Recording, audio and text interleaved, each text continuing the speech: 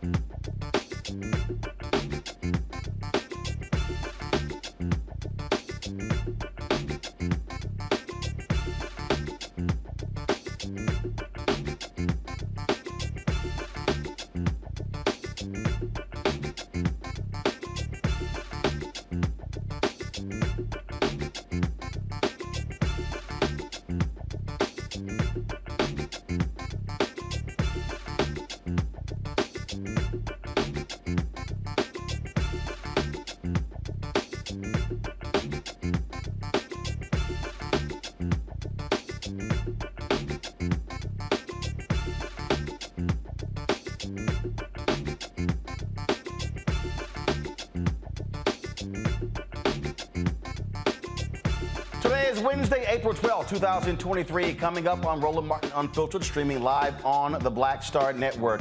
The family of Shanquella Robinson, angry at the Department of Justice, announced they are not going to charge anyone in the death of that Charlotte woman killed in Mexico. We will show you the news conference that took place today with the family's attorneys. In Shelby County, where Memphis is, unanimous decision. Justin Pearson heads back to the Tennessee State House after he was expelled by Republicans last week. We will tell you what happened and show you what took place today in Memphis. Cliff Albright, co-founder of Black Voters Matter, and Tequila Johnson, co-founder and executive director of the Equity Alliance, will be with us as well to talk about what's happening and what's next in Tennessee. In Missouri, Republicans there voted to strip all public libraries of funding.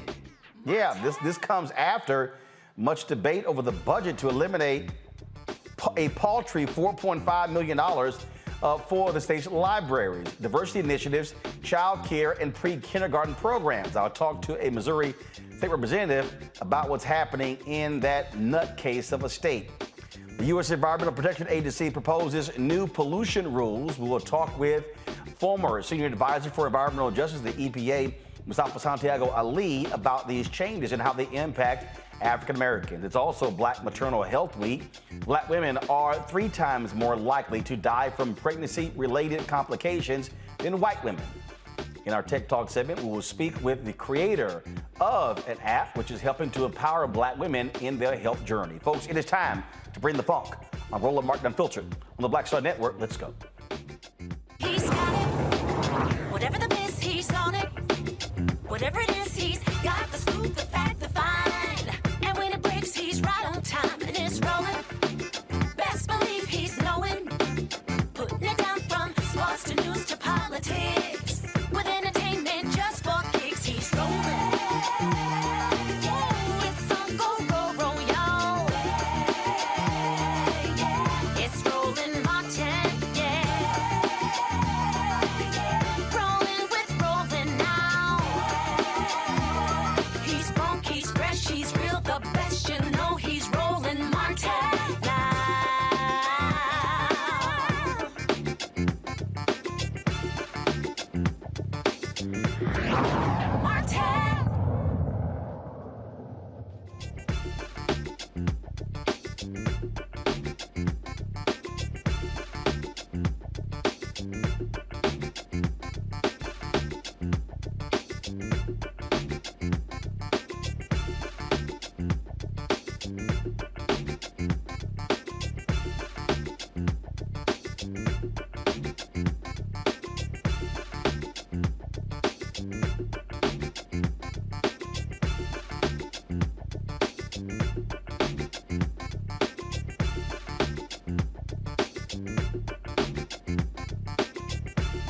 No charges. That is the DOJ's decision in the case of Shanquella Robinson, the black woman who died while vacationing with associates in Mexico in October 2020. The DOJ says there is insufficient evidence to charge anyone for her death. The Robinson family attorney, Sue Ann Robinson, no relation, says the DOJ's decision is extremely disappointing. Why I say on behalf of the family, again, we're very disappointed, very deeply disappointed. But we're not deterred because it's something that we've seen before, and we know that we have to carve our own path to justice. Ms. Robinson knew that when she asked me to go on a fact-finding mission to Mexico, that we were obviously in a state of affairs where there's two different justice systems in America.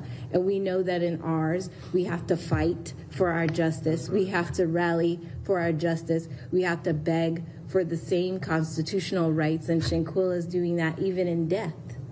Even in death, she's having to fight for her rights as a U.S. citizen, as a victim of a crime. The U.S. authorities have to understand and have to know that even if for them it's not about Shanquella, that United States citizens cannot go to Mexico, commit a crime that we all saw on a video, and then come back to America and say, we're on base, we're safe, we're not going to be charged with a crime. That cannot be the message that the U.S. authorities want to send.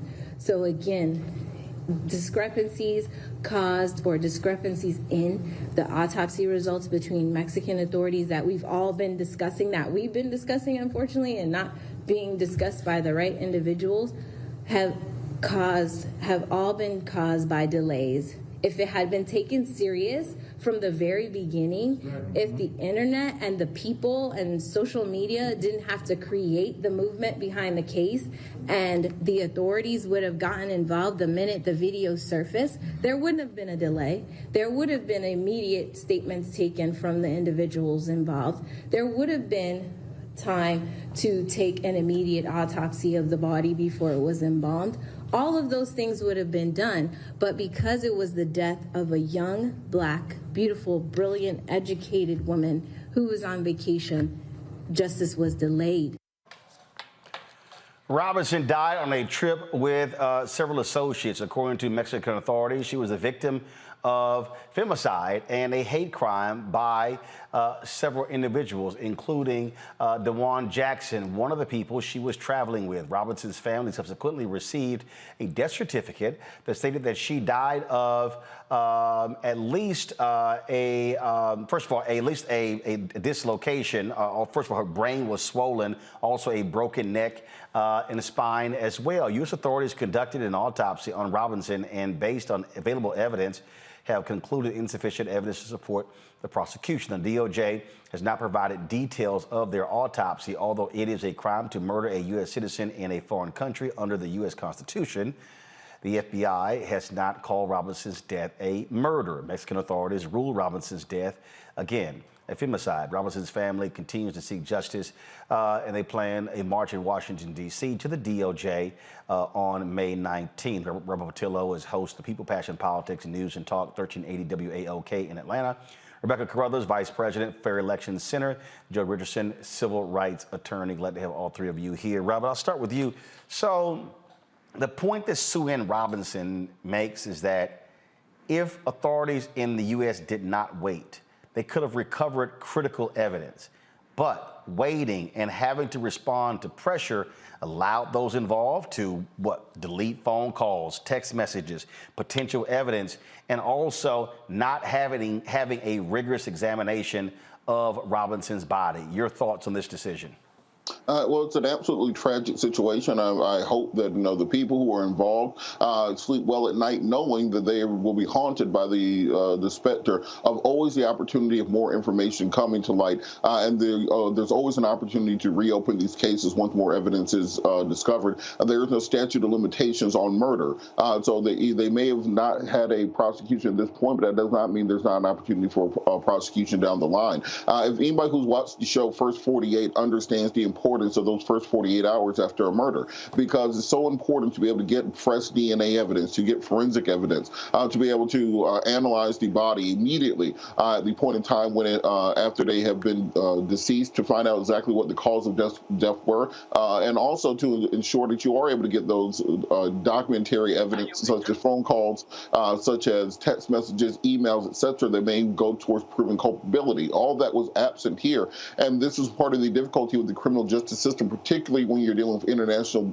cases, making sure that this evidence is brought to life, and then also the fact that Ms. Robinson in this case did not have anyone with her who was willing to call the authorities there. You're only with the people who are covering up for whatever happened, as opposed to somebody who could actually be on your side. I think this is a warning to all of us. Be careful who you are around. Be careful who you are traveling with. Be careful who you think is your best friend and who are your homies, etc. Because at the end of the day, all these people simply acted to cover their own trails, and right now it seems that they've gotten away with it, but hopefully more evidence will come to light and they'll be able to be prosecuted down the road. Joe, this woman is dead. No one is going to be held accountable. And what's crazy is Mexico's not the problem. Mexico seemed to have a more accurate autopsy, at least in that there seemed to be some consistency between what they came out with and what we saw in that video. Often video is pretty powerful evidence that gets you to a place. You don't always investigate knowing how it's going to come out. Investigation is not about a predetermined result. It's about taking what you have and seeing where you can go with it. And so it is a shame that the U.S. government is not putting the full weight, putting their weight on it, as it were, pertaining to this issue, particularly when you have someone that could potentially be brought to justice. Certainly ask questions. You can certainly take some trees, as it were, some informational trees, and find out everything that there is to be found out. I wonder aloud if they've done that. They had done a autopsy that seems to have a different result from Mexico, but there's no word about them really uncovering every stone that they need to find out everything they can about getting justice for this person and for this person's family. And so if I'm them, I'd be wondering aloud too. Does this system fail us not only when we're alive, but when we're dead? Because she is an American citizen, and there's some things that should be brought to bear related to that. And you wonder out loud, if this person was of a different persuasion, would there be a little bit of a different reaction? It's a shame we have to think that way, but they could be doing more than they're doing for sure, regardless of where it came out. I don't know that they've gone as far as they could go, and to me, that would be an outrage. Becca? Well, I definitely hope that the Robinson family decides to pursue a wrongful death lawsuit against those who went to Mexico with Shanquella and murdered her. And also, murder is a crime in Mexico. So there still is room and time for the Mexican authorities to actually pursue murder charges against those folks who accompanied Shanquella in Mexico. Indeed. All right, folks, we will continue to follow this case and see what happens in the future. All right, got to go to break. We come back. We'll talk about Memphis, what is happening there when it comes to Justin Pearson. He is headed back to the Tennessee state capitol. We'll tell you exactly what took place today. We'll also talk about what happens next in that state. This thing is bigger than Justin Pearson and Justin Jones. We'll tell you about that next on Roland Martin Unfiltered. Be sure to download the Black Star Network app, Apple phone, Android phone, Apple TV, Android TV, Roku, Amazon Fire TV, Xbox One, Samsung Smart TV. Of course, you can always support us in what we do by joining our Bring the Funk fan club. Send your check and money orders to P.O. Box 57196, Washington, D.C. 20037-0196. Cash App, $RM Unfiltered. PayPal is R Martin Unfiltered. Venmo is RM Unfiltered. Zelle, Roland at RolandSMartin.com. Roland at RolandMartinUnfiltered.com. And don't forget, our goal is to get 20,000 of our fans contributing on average $50 each. That's $4.19 a month, 13 cents a day. That will raise $1 million for us to continue the work that we do, covering the issues that matter to you. And also, don't forget to get a copy of my book, White Fear, How the Browning of America is Making White Folks Lose Their Minds. Available at Ben Bella Books, Amazon, Barnes & Noble, IndieBound, Bookshop, Chapters, Books A Million, Target. You can also download your copy on Audible. We'll be right back. Hatred on the streets, a horrific scene, a white nationalist rally that descended into deadly violence. You will not white people are losing their damn minds. As an angry pro-Trump mob storms the U.S. Capitol, we've seen We're about to see the rise of what I call white minority resistance. We have seen white folks in this country who simply cannot tolerate black folks voting. I think what we're seeing is the inevitable result of violent denial. This is part of American history. Every time that people of color have made progress, whether real or symbolic, there has been what Carol Anderson at Emory University calls white rage as a backlash. This is the rise of the Proud Boys and the Boogaloo Boys. America, there's going to be more of this. Here's all the Proud Boys, guys. This country is getting increasingly racist in its behaviors and its attitudes because of the fear of white people. The fear that they're taking our jobs, they're taking our resources, they're taking our women. This is white fear.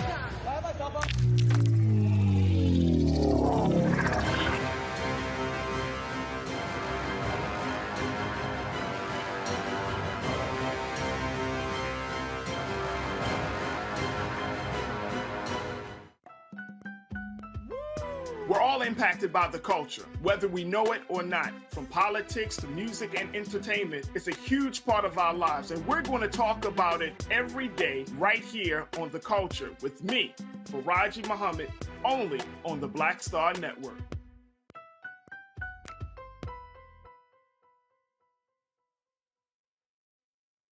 Hey, yo, Peace World, what's going on? It's the Love King of R&B, Raheem Devon. Hey, I'm Cupid, the maker of the Cupid Shuffle and the Wham Dance. What's going on? This is Tobias Trevelyan. And if you're ready, you are listening to and you are watching Roland Martin Unfiltered.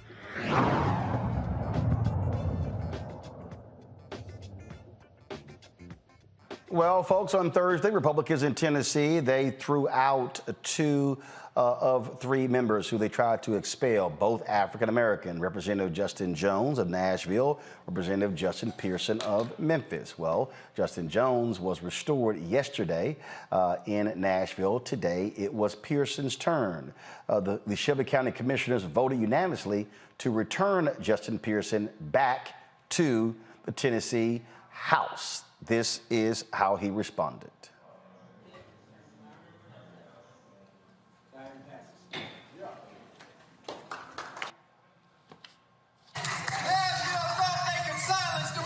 Come on, guys. But they didn't know the Shelby County Commission. Still with some courageous leaders. Who had threats of not giving us resources wouldn't stop. Who had threats about withdrawing funding or stopping funding wouldn't stop. They didn't know that Justin J. Pearson was only standing with the moral courage of people who he come from. Only standing with the moral courage that's built in Memphis, Tennessee. Built in Shelby County. With the moral courage of people. You know what it means to be in a fight. You know what it means to never quit, to never yield, to never bow, to never break, to never forget. That's who we are. And that's who we will forever be. We got a problem in this state. We got proliferation of gun violence because of policies and practices and legislation coming from the state legislature of Tennessee, reducing the permit to carry, removing the permit to carry weapons, reducing the age from 21 to 18, saying that to fix school shootings, just arm teachers.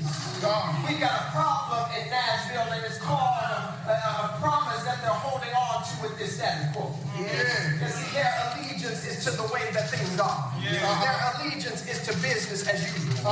Their allegiance is to the National Rifle Association. Allegiance is to the Tennessee Firearms Association. When we went to the well of the House, myself, Representative Johnson, and Representative Jones, what we did was say we have an allegiance to a people. People who are tired of business as usual. People who are tired of same old politics. People who are tired of same old politicians. We have allegiance to who are willing to march for justice.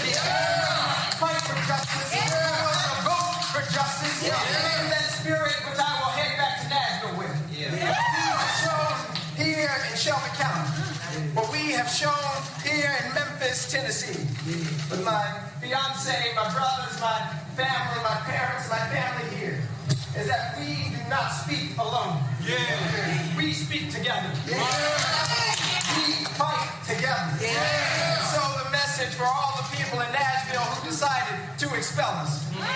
You can't expel hope. Yeah. You can't expel hope. Yeah. You can't expel our voice. Yeah. And you sure can't expel our fight. Yeah. We look forward to continuing to fight.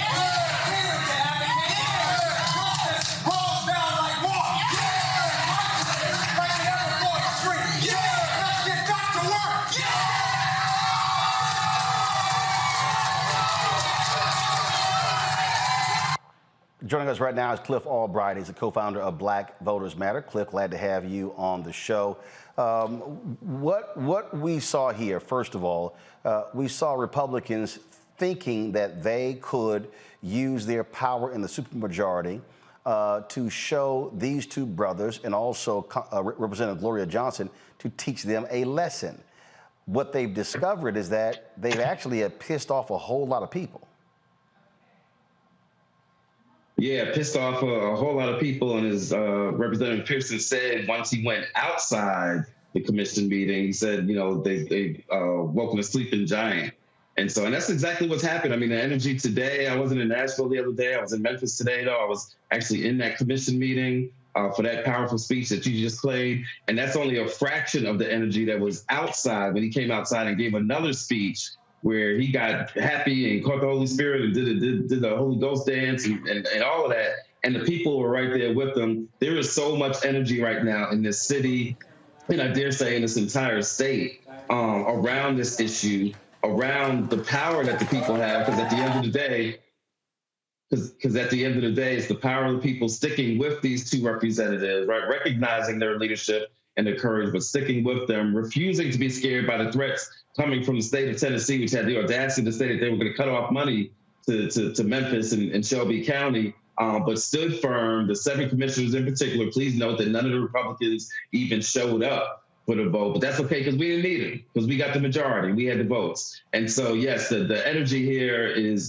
just incredible. And that the challenge is going to be to continue this energy onto the issue that started this all, which was gun violence, and then all the other issues that Representative Pearson talked about today. He talked about environmental justice. In fact, he said this movement really started for the environmental justice issue when he and others came together to fight a pipeline that was going to come through Memphis, Shelby County. They won that battle in spite of opposition and big money that was behind that. Now we've won on this battle. And so we're just going to continue winning because the people have the power at the end of the day. And as long as we remember that and we stand firm in that, then our history shows us we can't lose.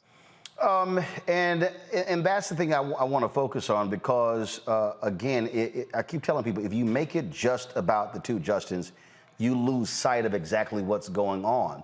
Reverend Barber was on this show 48 hours ago, and he said 75% of those Republicans in the legislature, they ran unopposed. It's a little hard to try to say, well, how do we fight power if you don't run against power? Right. Yeah, no, I mean, you're exactly right. And we got to recognize where the power is at. You know, and it's an important point that we make. And this is not to take anything away from the two Justins. They are incredible leaders. They are leaders that, you know, should have been recognized even a long time ago. And I noticed they have great stuff in the future. But we can't measure this movement off of them, off of their oration, off of their personalities, right? This has got to be a people-centered movement. And they recognize that because they are constantly trying to bring this issue back, not just to them, right? Not just to the insult that was made to them when they were chastised and kicked out of the legislature, but then it's about the people. It's about democracy. It's about representation for the districts. And it's about this issue, gun violence and all the other issues that our communities want action on. At the end of the day, 70% of Tennessee agrees that there needs to be some common sense gun reform, right? And so as long as we remember that and we don't get too caught up in just putting all of our hopes and dreams on these two individuals, because that's a heavy weight for them to carry, right? They can carry a lot, but they don't need to carry all that on their own. And so we have to remember that this is about movement. And as long as we do that, and as long as at the end of the day, there's a lot of cameras there that ain't going to be in Memphis come tomorrow, that aren't going to be in Nashville after this week. We know you and your crew will be there because you're always going to be where our people at, where our issues at. But there's a lot of folks that are going to turn away from this after the next couple of days. But this movement is still going to be going on. And I think that we've got some leadership in the form of these two Justins and others within the city of Memphis that are doing incredible work that need to get our support because they have been doing this severely unnoticed, severely under-resourced. That has got to change in terms of the way that the entire national progressive movement views the state of Tennessee. You're absolutely right. We were live streaming what took place in Memphis. Guys, go to my iPad. This was the scene outside of the chambers today. You've got to serve the people who sent you. That's the work of an elected leader, and I'm so glad he's here today, and I wanted to share a few words with us. Thank you, Justin, and thank you, everybody that's here. This is a great day. We've restored democracy. The New York Times today has two editorials facing each other. Both of them are about Tennessee, saying democracy was thwarted in Tennessee and things are changing, and there's a picture of Justin on each page of the New York Times editorial.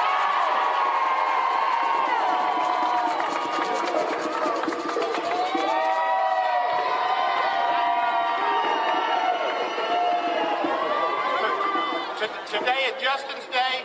Today is District 86 Day. Today is the day for the coveted children, the 3 children and 3 adults who were killed. I've got an F pin on here. That F stands for my grade from the NRA. May you get another F.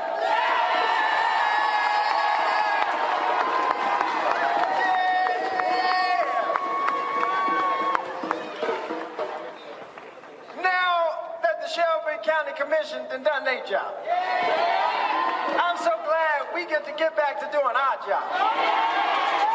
And what is our job? It's to elevate the voices of the 6 kids, the 6 people in Nashville. The 3 children who were just 9 years old. To elevate the 5 folk in Louisville who died from gun violence that was preventable.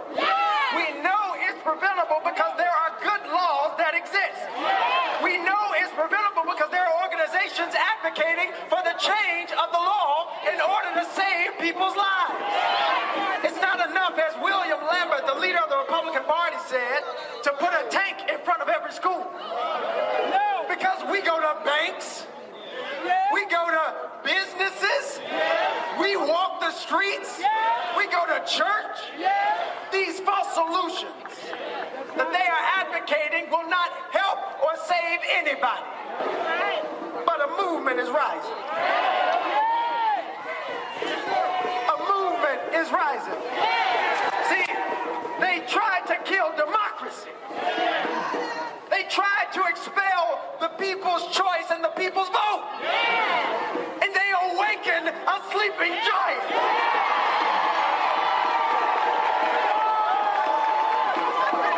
We're going to go to a break. We come back. I want to talk about that sleeping giant and with Cliff Albright, but also with Tahila Johnson. Again, we're talking about, folks, what has been happening in Tennessee. Because, trust me, it is a much bigger story, and we'll delve deeper when we come back. You're watching Roland Martin Unfiltered on the Black Star Network. Those of you who are watching on YouTube, please be sure to hit that like button, folks. Trust me, those likes impact the algorithm, and so we want to easily be over 1,000 likes in the next 30 minutes. So if you're commenting, hit the like button. You can go back to commenting, and we'll be right back right here on the Black Star Network. I lost my daughter. I didn't know where she was. So I had to figure out how to survive, how to eat, how to live. I don't want to go into the details because she's here, first of all. She may not want me telling that story. But possession of her, the family broke down, fell apart. I was homeless. I had to figure out, I didn't have a manager or an agent or anybody anymore, and I'm the talent. So I got to figure out how to be the agent. I had to figure out, how does business work?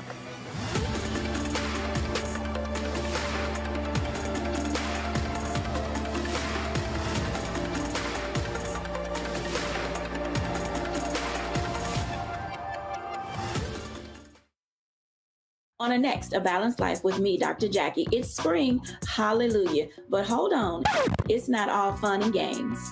With the sun and the warmth comes the need to clean, the clutter, mentally, physically, emotionally, socially. All of those things need to happen. Getting rid of the clutter and clearing the cobwebs in our head and in our home. That's next on A Balanced Life on Black Star Network.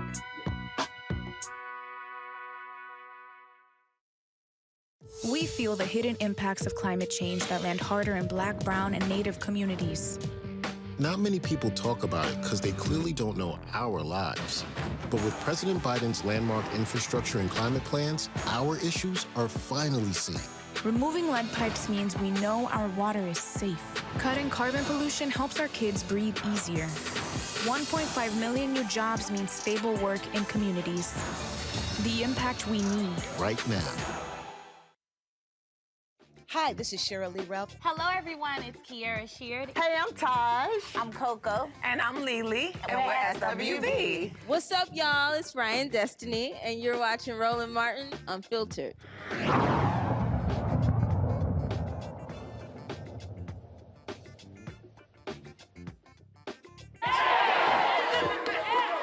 We gon' build this movement. We gon' build this movement. We gon' build this movement. You and you and you and you and you and we gon' build this movement. Because Come we back to are Roland Martin convinced. Unfiltered. Cliff Albright, I know you got a plane to catch, so I want to get your comments before you got to hop on that plane. And that is, he talked about building this movement.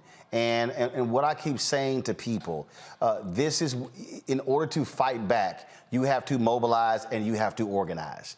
This is not a situation where people can just be upset, pissed off, show up at rallies and stand with Justin Pearson and Justin Jones. No, that means showing up. Today's Thursday. That means showing up Friday, Saturday, Sunday, Monday, Tuesday, Wednesday, Thursday, Friday, Saturday, Sunday, Monday, Tuesday, because the election's not until next year. I mean, folks have to be prepared for the long haul. That's how change happens.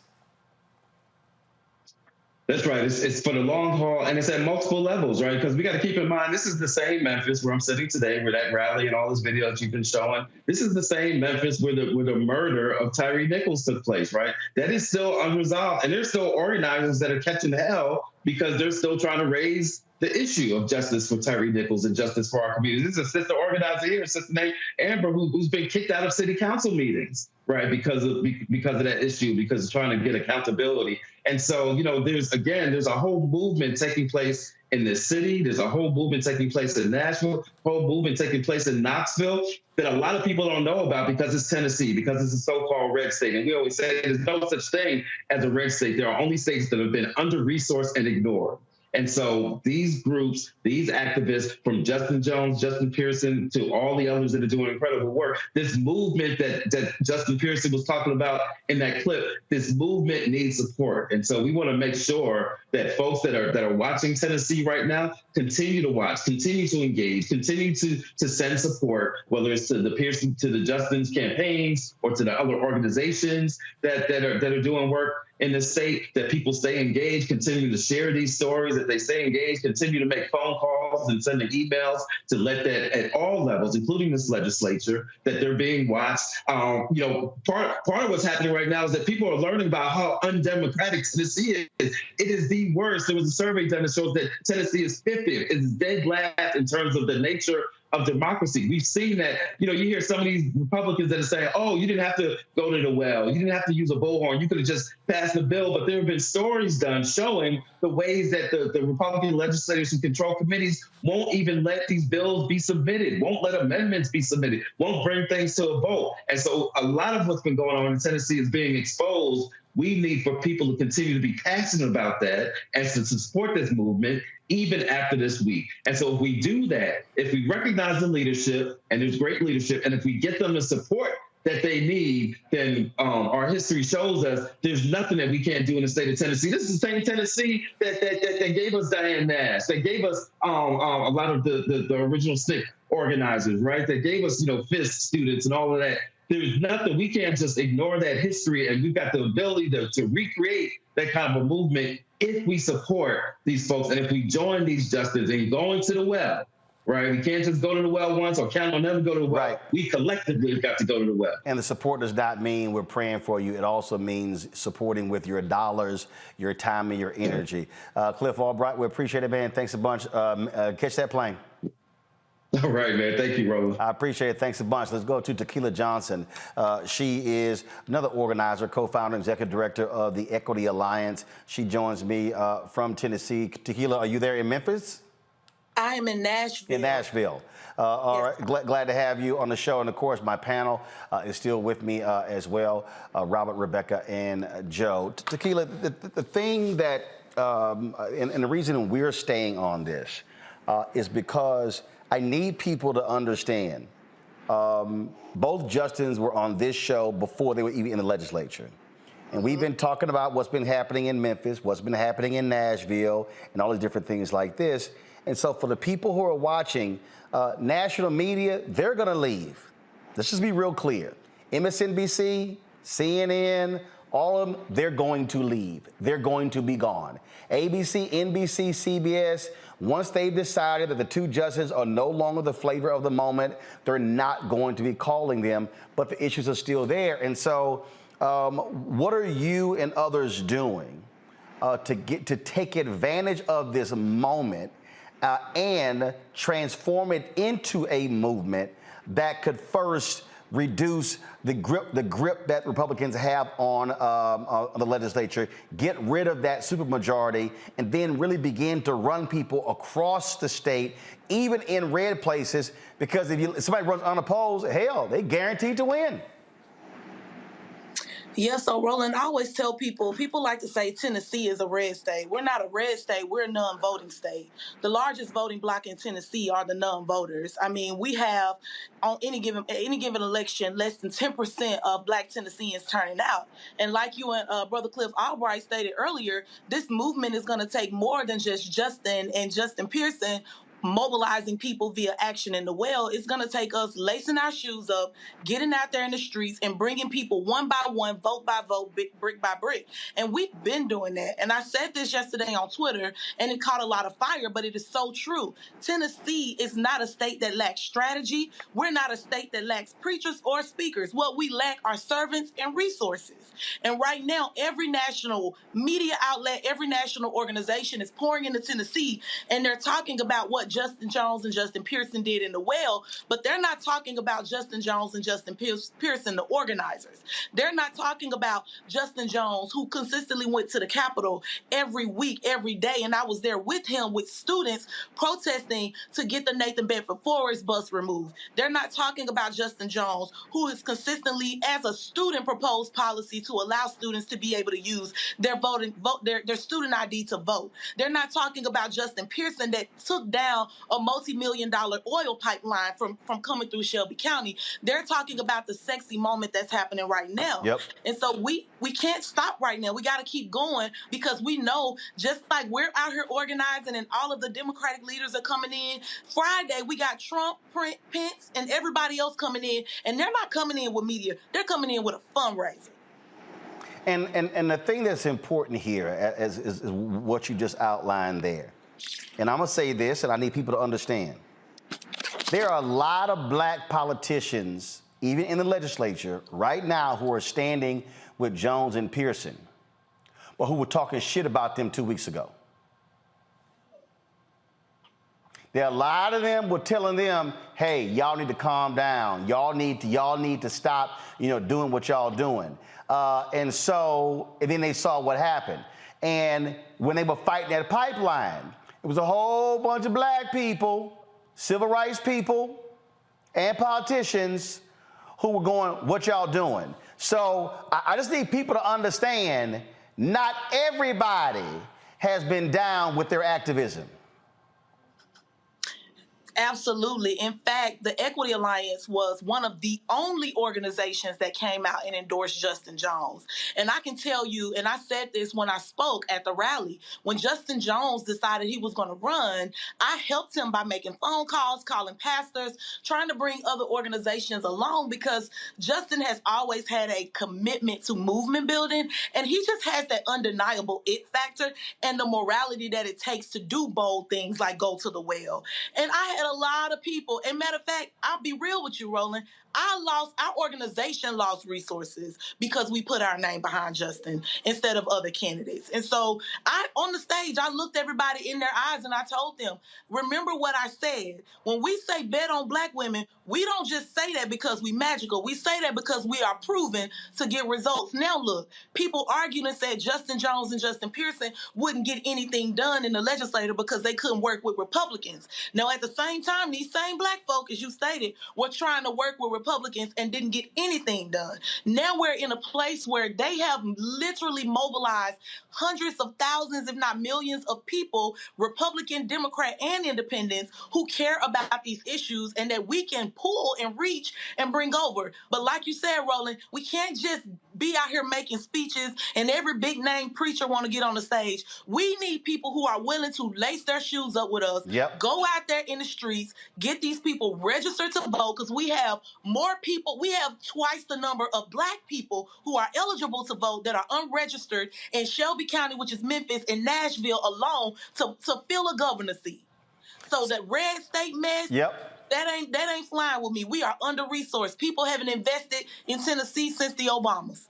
And that right there is what I'm talking about. I'm constantly talking about that. I'm constantly saying if we actually vote our numbers, if we vote, if we literally vote at just 70% of our eligible numbers, we could sweep elections. I got to go to break. We come back. My panel has questions. Rebecca, you're going to be first up, and Joe, Robert, because, again, I just need everybody listening, okay?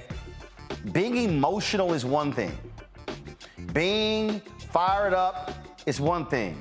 But I have to remind y'all what Dr. King always talked about. He said the focus is not on the march or the protest, is what happens after the march and after the protest. And this is also why Black-owned media matters. I'm telling y'all, okay? And I've been watching all the networks, okay? Justin Pearson, Justin Jones, Gloria Johnson, Meet the Press, CBS, ABC, they all want them. I'm telling y'all right now. In fact, go ahead and write this down. It's April 12th, 6:43 p.m. Eastern. I can guarantee you,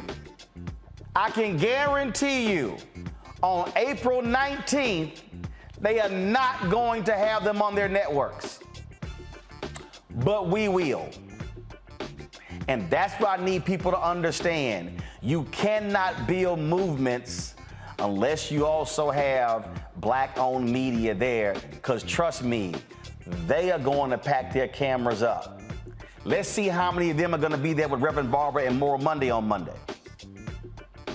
I'm just saying. That's why you got to support us in what we do, folks. Look, the math is the math. Okay, when I'm always talking about this here right now, between YouTube and Facebook and all other platforms, let's just say you got 3,000 people, 4,000 people who are watching, but let's just say 3,000 people. If those 3,000 people actually supported this show to the tune of $50 each, and of course what we want for the course, that's what we ask for each person, that's $150,000. Because y'all, none of this stuff is free. And I'm telling you right now, if we don't support our own, we're going to be asking somebody else, hey, can y'all please show up? And then we wonder why the cameras are not there. Matter of fact, I'm going to try to find a photo from the NAACP convention. I think it was 2018 when we were in San Antonio. We were the only people who were on the platform. Or in the next year when the candidates came, it was jam-packed. But in 2018, wasn't nobody there. Just trying to tell y'all how the game goes. Checking money orders. P.O. Box 57196, Washington, D.C. 20037-0196. Cash App, $RM Unfiltered. PayPal, R Martin Unfiltered. Venmo is RM Unfiltered. Zelle, Roland at RolandSMartin.com. Roland at RolandMartinUnfiltered.com. We'll be right back.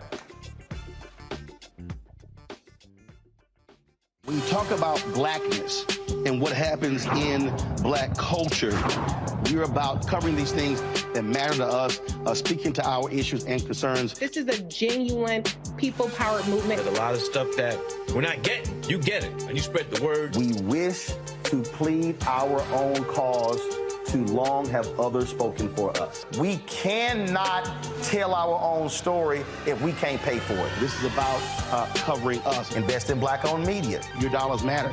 We don't have to keep asking them to cover our stuff. So please support us in what we do, folks. We want to hit 2,000 people, $50 this month, raise $100,000. We're behind 100,000, so we want to hit that. Y'all money makes this possible.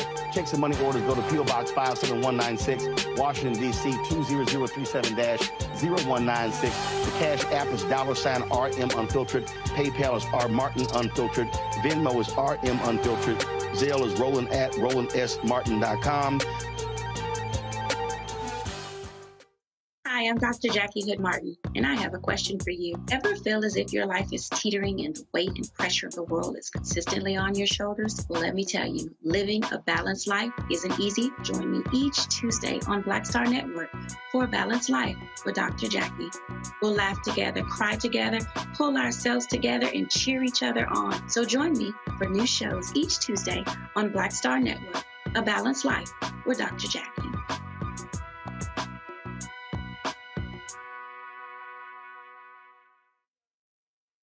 Hey, what's up, everybody? It's Godfrey, the funniest dude on the planet. Hey, I'm Taj. I'm Coco. And I'm Lily. And we're SWV. What's up, y'all? It's Ryan Destiny, and you're watching Roland Martin Unfiltered.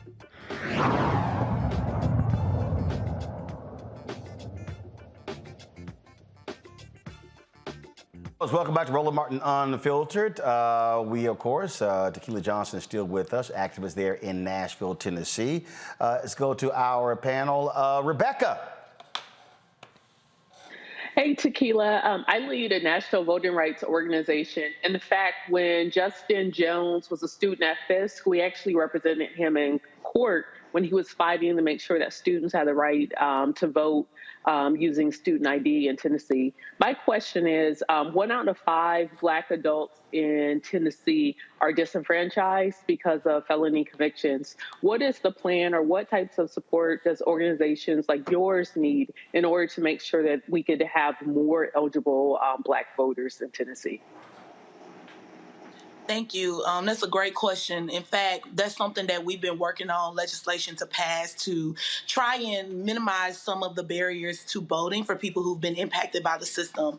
So if you guys don't know, I'm sure you know, but just for the audience, in Tennessee, we have about 500,000 people who've been released from whatever crime they committed. They have served their time, they've done their due diligence, and they still cannot restore their rights. We're also one of the only states in the country that views child support as willful unemployment when you're incarcerated. So in Tennessee, the average person who's being released from prison leaves with about $25,000 to $30,000 worth of debt. So when you go to prison in Tennessee, you are immediately viewed as willful and gainful unemployment. We have proposed several bills to try and remove that, and that has failed multiple times. So if you want me to be really honest, the plan that we've put in place is to try and build a database of as many people as possible. As we're out, my organization, the Equity Alliance, you may remember, Roland, from 2018, we registered 91,000 people to vote. We are all about getting people mobilized, organized, and building power. So we're out tabling, we're throwing parties, we're organizing club promoters, we're going to churches, we're going to laundromats, everywhere where people are registering them. And we always come in contact with people who need their rights restored. So we're putting them in a database, and within that database, we're reaching out to national leaders such as my mentor, Desmond Meade, and people like that to help us raise money to just one by one pay them off. We've proposed several bills. Many of them have been bipartisan, and each of them have failed. And we know why, because it's easier if people like me and people who look like me aren't voting than to get them voting. So the plan is to keep doing what we're doing. The only way we're going to pass legislation like student ID laws and voting rights restoration is to break up the supermajority. Let's see here. Robert, what's your question for Tequila? Absolutely. I think a big part of what has to happen, what we did here in Georgia, when we were in a very similar position of trying to transition the state from being theoretically on paper a red state, but demographically a blue state, as reaching out to young people. There are companies like Movement Labs that are working on revolutionary text message technology that helps to reach young voters. We did things such to put people on the ground in all 159 counties to register young people and African Americans to vote. What do you think it's going to take to motivate and to get the Democratic Party to invest in reaching out to all parts of the constituency base to get those people registered and get those people to the polls, because that's what it takes to kind of transition from being a quote-unquote red state to a purple state to a light blue state to a solidly progressive state? Yeah, we are building a multiracial democracy, so we realize and recognize that we have to engage the entire rising American electorate, which is single women, young people under 35, Black people. What people don't like to talk about at the Democratic Party is the crust and the foundation of flipping a state is Black people. And so that's why our organization unapologetically focuses on Black people. We do have a youth organizing arm, but I will tell you, the problem is not the strategy, the tools, or the people to do the work. The problem is the resources. It takes about $25 per person to get them registered into the polls. And I can tell you, as a Black woman, we started our organization with $250. We didn't have seed money. We didn't have investors. We didn't have mentors. So I think what it's going to take is for people investing in a complete Black pipeline of entities that raise issues like this, all the way down from what Roland said, investing in Black media, making sure we have platforms such as this to tell our story, but also putting Black dollars in Black organizations like the Equity Alliance. As of now, with everything going on, we haven't raised a ton of money. I think today was the first day I got maybe $5,000-$10,000 from this, but there are national organizations that are planning to pack up and leave with national media that have flown in and parachuted into Tennessee, and they're raising millions of dollars. And when they leave, my fear is that we already have developed a resistance to fight back crazy Republicans with the minimal resources we have. But now we know that they are going to retaliate. And so we're going to be forced with our minimal resources and our small infrastructure to fight back the retaliation. So if you're asking what we can do, I agree with you. All those strategies, reaching out to young people, all those things have been proven to work. And Georgia is a great blueprint. Insay Ufot from New Georgia Project is one of my friends. She's someone that I lean on as an advisor. But it takes money to do those things. And a lot of people talking a good game right now about Tennessee. But I can tell you, ain't nobody making it rain. Question for Tequila. We appreciate you doing the work all day, every day, Tequila. Give us a one-on-one on some of the organizations that you work in conjunction with. You've already talked about this some, but I want you to be specific for us, for those of us that are outside of Tennessee, but we want to help. We want to help consistently. We want to get a vision. And I don't know, even though you're doing the work all day, every day, are there particular flashpoint events that are coming up that can be an impetus or be used as an impetus for people on the outside to get to know your organizations that you work with, and to do support on a consistent basis? Yeah, so I will run down a list of names. I'm a part of a couple of coalitions where we have about 15 to 20 organizations that are core. And we have also started to build our own Black Roundtable of smaller, more kitchen cabinet style organizations that maybe don't have the infrastructure. They don't have a 501c3, but we're bringing them in so that they can learn how to incorporate voter registration and civic engagement into their existing infrastructure. But I will start with Civic Tennessee, which is our C3 state table led by a Black woman. We work very well with them. Turk, the Immigrant Rights and Refugee Coalition, they have also been a partner organizing Black immigrants and brown immigrants. We work with the American Muslim Association, Stand Up Nashville, which does racial justice work from an economic lens, Free Hearts, which is a coalition of women who were formerly incarcerated. They've so far been leading the charge on voting rights restoration. We work with Memphis for All, which is an organization based in Memphis that comprised of several different entities, most of them from labor. Tennessee for All. Oh God, I hope I don't leave nobody out. There's a new organization that was just launched called the Southern Movement Code. They utilize the assembly style networks to kind of build things like that. And then I'll be honest with you, the way that I do my organizing is I go where Black people are. My organizing is culturally relevant and it is outside of the box. So we work with IMF, which is the Interdenominational Ministers Fellowship. We did a program with them back in 2019, and we launched, in 2022 called I'm a Faithful Voter. So we have organizers going into churches, registering as many people as possible on Sundays. That works as well. We launched a program around civic disciples where we're training 2 or 3 members from each church to be those point people every Sunday. I also organize the party promoters.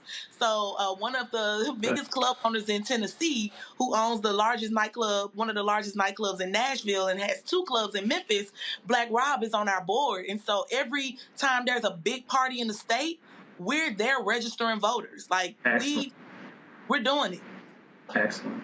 Well, Tequila, that is great work. If people want to support, where do they go? So you can visit www.theequityalliance.org. Scroll up to the top. You can see our work. You can see some of the things we've done. And that's where you can donate. You can also reach out to us at the link at the bottom where you can email. We're on social media, very active. If you want to follow what's happening in Tennessee, you can go to The Equity Alliance on Facebook and The Equity Alliance on Instagram and The Equity Alliance 1 on Twitter. All right. We appreciate it. Thanks so much. Good luck. Thank you, Roland. I appreciate you. Absolutely. All right, folks, got to go to a break. We'll be right back. Roland Martin Unfiltered right here on the Black Star Network. Next on the Black Table with me, Greg Carr. Dr. Kwasi Kanadu, author, scholar, and healer. He is one of the truly representative thinkers and activists of our generation. I had a dream, a particular night, and when I woke up, several ancestors came to me, and they came to me and said, "We really like what you're doing, but you have to do more." His writing provides a deep and unique dive into African history through the eyes of some of the interesting characters who have lived in it, including some in his own family. The multi-talented, always fascinating Dr. Kwasi Kanadu on the next Black Table here on the Black Star Network. On the next Get Wealthy with me, Deborah Owens, America's Wealth Coach, have you ever had that $1 million idea and wondered how you could make it a reality? On the next Get Wealthy, you're going to meet Liska Askalise, the inventress, someone who made her own idea a reality and now is showing others how they can do it too. Positive, focusing in on the thing that you want to do, writing it down, and not speaking to naysayers or anybody about your product until you've taken some steps to at least execute. Liska Askalise on the next Get Wealthy right here, only on Black Star Network.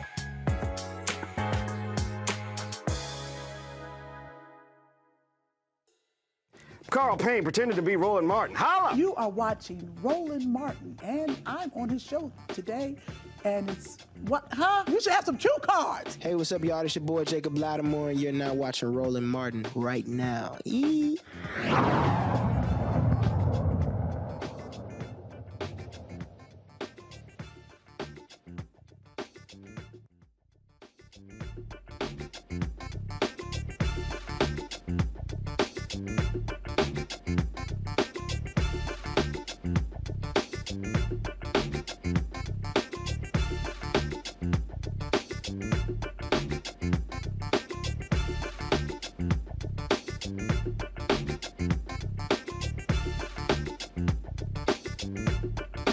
All right, now I told y'all what's happening with these Republicans all over the country and the crazy stuff they are doing.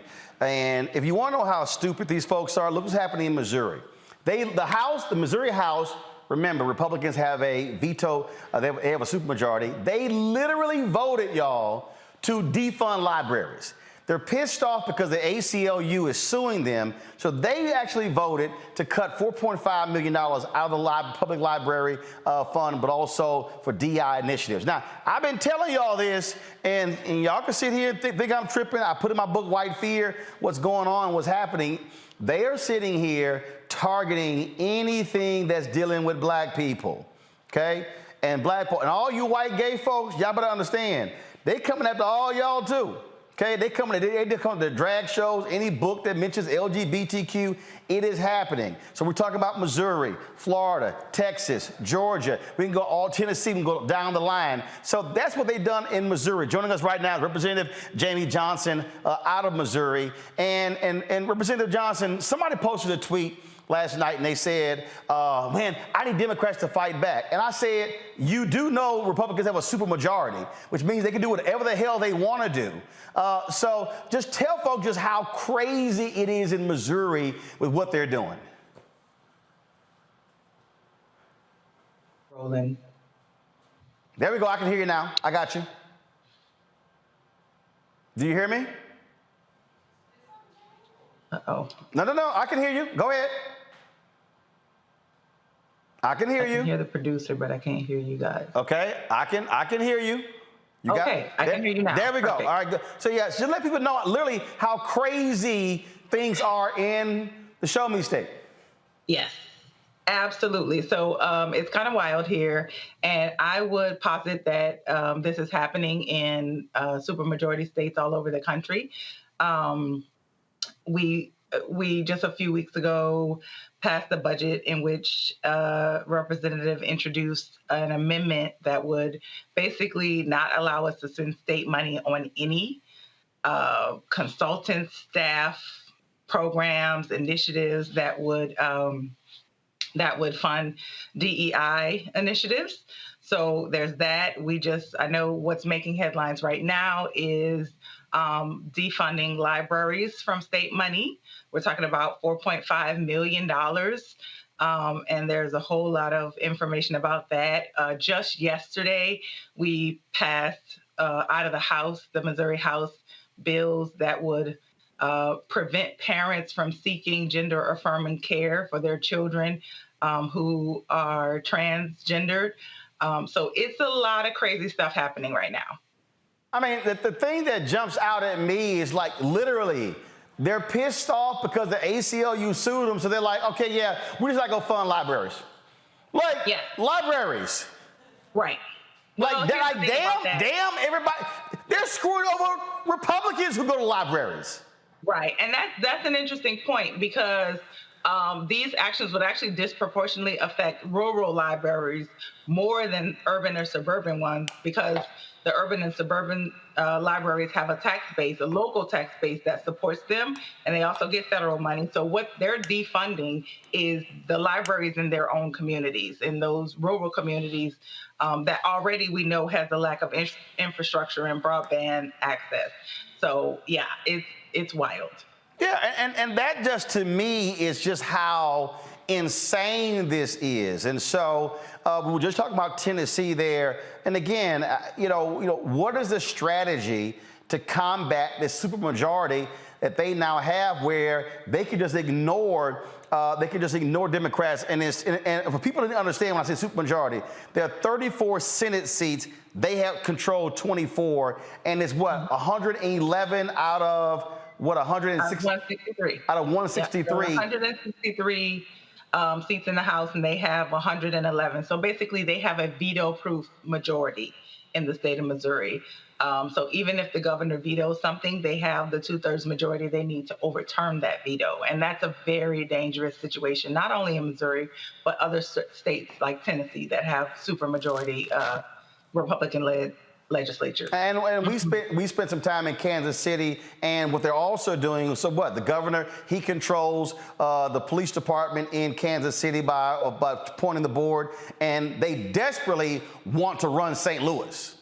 Yeah, well, we actually passed a bill in the House just a couple of weeks ago to take state control of the St. Louis Police Department. So they have already done that. That bill is on its way to the Senate, and we'll see how that turns out because, yes, both St. Louis and Kansas City are the only two states in the union that either have or may soon have no local control over their own police departments. It is absolutely wild here.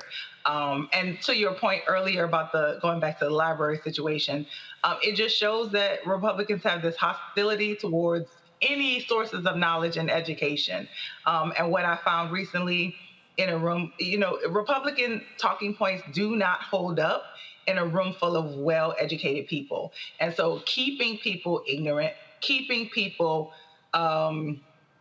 without knowledge benefits their bottom line, benefits them, because then they can gin up the base and people cannot seek information on their own, which is unfortunate. Indeed, Representative Johnson, we appreciate it. Thanks a lot. Absolutely. Thank you for having me. See, Robert, this is why, look, Kathy Hughes coined the phrase, information is power. This is why information matters. This is why Donald Trump and Republicans, they love low information voters. What's low information voters? Voters who are who have high school diplomas or less. They love them. That's their bread and butter. And so they do worse when it comes to some college or college educated. That's who they're targeting. Yesterday, I broke down the right-wing site Rumble signing DJ academics to their platform because you know what they want? They want low information black men. That's what they want. In fact, that's who they are appealing to, and they know they can lie to them, throw stuff out at people who are not smart or educated, and they'll believe it. And so that's what their strategy is. That is the GOP strategy all across this country. We're in this phase of America that I call the insurrection part 2, electric boogaloo, because what we're seeing is the insurrection part 1 was January the 6th, where they tried what's called a decapitation strike on the Capitol, similar to what Russia did in Kiev in the opening stages of their war. And when that fails, you move towards what we're seeing now in Ukraine. You go to trench warfare, and that's what we're seeing in these legislatures. These Republicans have gone to trench warfare to try to take over this country through a slow-moving fascist coup, and they do this by taking out the educational system, by re-educating the youth in the ways of the great nationalists, by changing the way that we vote, by ignoring democracy, by taking over the judiciary and having that unelected branch of government rule over us with an iron fist, saying that they control what the FDA approves now, that they control what judges will be on the bench. You see the anti-democratic measures being taken in North Carolina and Tennessee and in Wisconsin. We're in the second phases of a slow-moving coup, because what we saw in Germany in 1933 in the Munich Putsch was that they tried to raid the Capitol. It didn't work. They put Hitler in prison. Well, guess what? They didn't just give up and go home. No, it took them some years. They reorganized, and then they came back and they were elected into office. Hitler was elected chancellor. So if you don't think all of these things are part of a connected plan, a connected fascist plot to take over this country, you're ignoring all the things around you. This is why, Rebecca, all these people, and I love these people who sit here and want to say, oh, you're this, you're that, you're a Democratic shield. Dumbasses. I'm trying to explain to y'all. If they want to defund libraries, they don't want folks reading. If they are sitting here, again, they love talking about Democrats want to defund the police. They're on Capitol Hill talking about defund the FBI. Robert talked about Insurrection 2.0. People need to understand, when did this whole really insurrection thing started? Waco. What did Republicans do? They defunded the ATF. They literally would not even confirm a permanent director for the ATF. That's law enforcement. And so these are the people who, is you take how crazy they are about guns. This is how nuts this is, Rebecca. The mayor of Louisville, guys, find me the clip. The mayor of Louisville had a friend die in that mass shooting earlier this week. They have a law.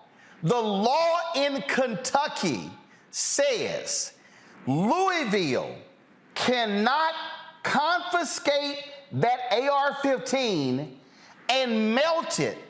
The law in Kentucky says they have to auction it off.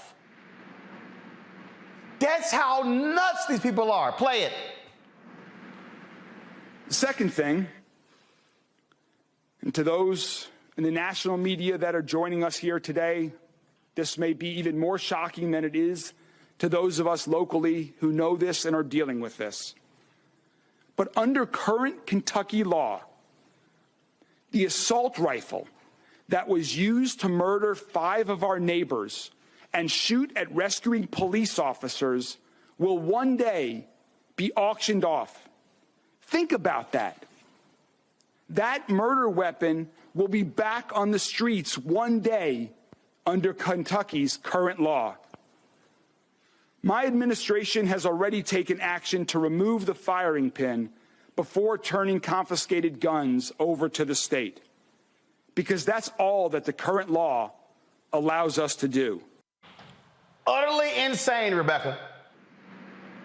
Well, I want to see leadership here. Okay, cool. The law says that Louisville can't do anything with that gun, but turn it over so it could go and be auctioned and then put back on the streets. If I was the mayor of Louisville, I would take that gun and I would melt it and then see what happens. Like, what are they going to do? Are they going to throw them in jail? Like, we need to see some civil disobedience, and we need to see some challenges when we have nonsensical laws in our country. I don't just buy there's nothing we could do because it's against the law. At some point, we do need to see our elected leaders standing up and making a point that enough is enough. We're not listening to this anymore. I'm with you. Melt the some bitch live on TV. And Absolutely. say, I dare you to do something. Absolutely. FAFO, what are you going to do? Stop me from doing this? Even if you throw me in jail, there's one less AK-47 that's on the streets. Great. Especially, it wouldn't even take having a loved one or a close friend who was killed. But this is simply, we need to see, especially on the Democratic side, we need to see leadership. We can't just have this feckless behavior anymore because we're now in a crisis in this country. Things are getting just too weird and too nonsensical, and we need to see folks on the progressive side start to stand up and start to fight, because that's also how you engage people. Like, we've talked about what's going on in Tennessee, and we see lots of emotion, lots of enthusiasm. All that stuff is great, but now we need to see action. That's how you galvanize and get people pulled into our system. Get people to say, hey, I actually want to support you because you are doing something that's beneficial to my community.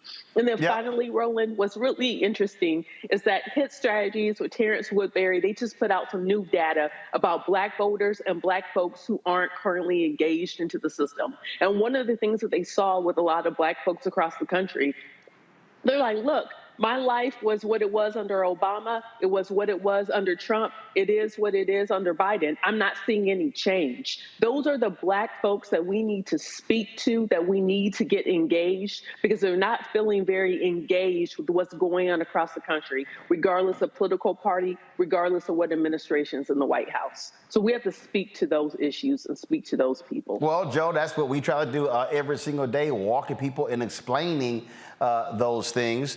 But again, when you're also competing where people for people's eyeballs and ears, and they're mired in reality shows, gossip shows, things along those lines, it's very difficult. But I'm just going to keep warning people. I'm telling you, what these people are planning to do, if they take back the White House and take control of the Senate, they already got the House. If you think what you're seeing is crazy in Mississippi and Tennessee and Georgia and Florida, just wait.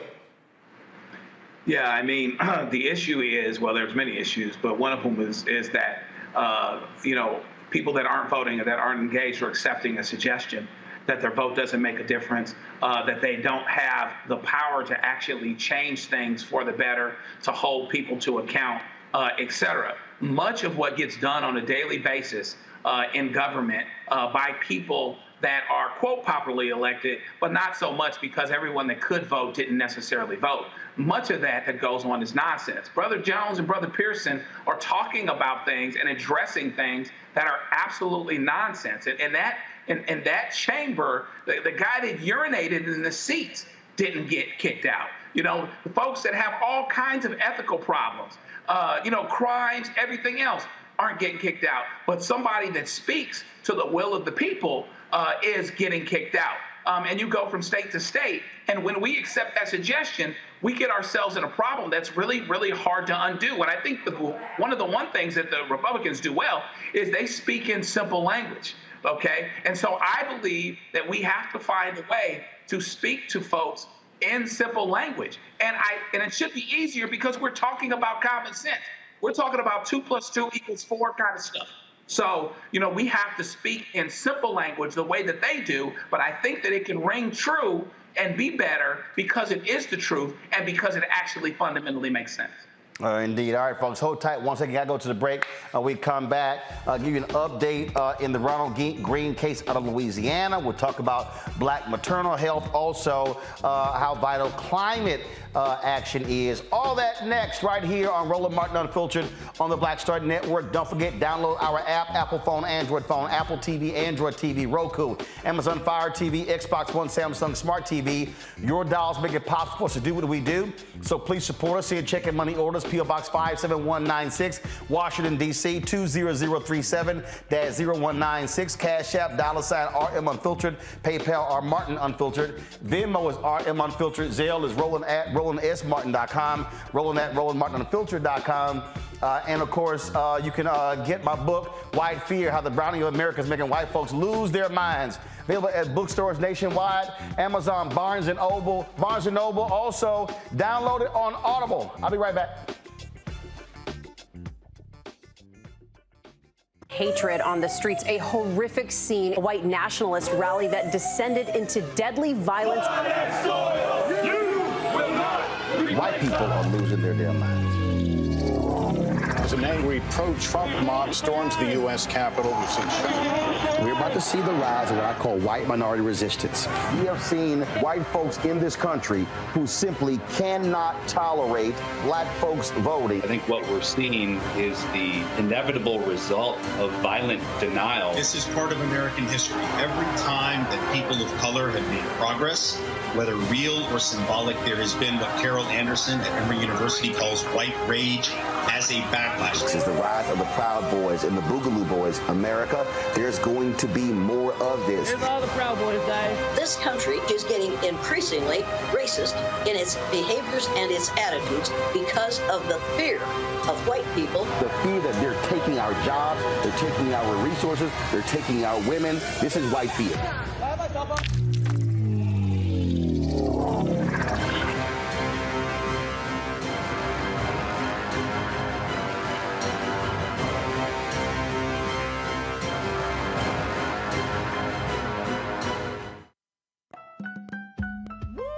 We're all impacted by the culture, whether we know it or not. From politics to music and entertainment, it's a huge part of our lives, and we're going to talk about it every day right here on The Culture with me, Faraji Muhammad, only on the Black Star Network.